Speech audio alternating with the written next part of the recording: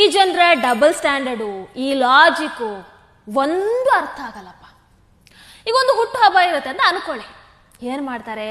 Cake cut ಮಾಡ್ತಾರಾ, ತಿಂತಾರಾ, ಆಮೇಲೆ ಏನು ಮಾಡ್ತಾರೆ? ಕೇಕನ್ನು ಪರಸ್ಪರ ಮುಖಕ್ಕೆ ಹಚ್ಚಿ ಪೂರ್ತಿಯಾಗಿ ವೇಸ್ಟ್ ಮಾಡಿಬಿಡ್ತಾರೆ. ಬಟ್ ಅದಕ್ಕೆ ಏನು ಹೇಳ್ತಾರೆ?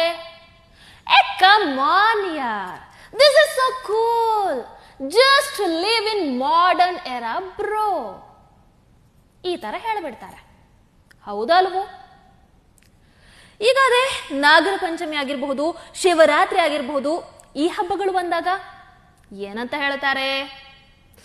ಅಯ್ಯೋ ಏನದು, ಅದು ಎಷ್ಟು ಹಾಲು ಪೋಲಾಯ್ತು ನೋಡಿ, ಸುಮ್ಮನೆ ವೇಸ್ಟ್ ಮಾಡ್ತೀರಪ್ಪ, ಅದಕ್ಕಿನ್ನ ಅದೆಷ್ಟು ಬಡವರಿದಾರೋ ಏನೋ, ಅವರಿಗಾದ್ರೂ ಕೊಡ್ಬಹುದಿತ್ತಲ್ವಾ, ಅವರ ಹೊಟ್ಟೆನಾದ್ರೂ ತುಂಬ್ತಿತ್ತಲ್ವಾ, ಹೀಗೆ ಹೇಳ್ಬಿಡ್ತಾರೆ. ಹೌದಲ್ವಾ? ಈಗ ಇದಕ್ಕೆ ನೀವು ಏನು ಹೇಳ್ತೀರಾ?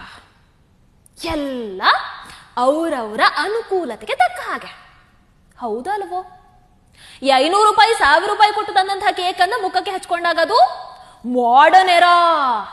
ಅದೇ ನಾವು ನಮ್ಮ ಸಂಸ್ಕೃತಿ ನಮ್ಮತನವನ್ನು ಆಚರಣೆ ಮಾಡಿದಾಗ ಅದು ನಿಮ್ಮ ಕಣ್ಣಿಗೆ ತಪ್ಪಾಗಿ ಕಾಣಿಸ್ಬಿಡತ್ತೆ. ಪೋಲು ಅಲ್ವಾ?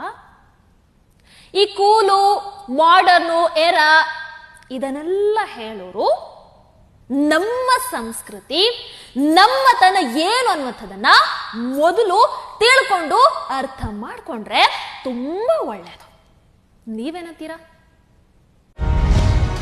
ಟಿವಿ ವಿಕ್ರಮ, ದೇಶ ನಿಮ್ಮ ಕೈಯಲ್ಲಿ.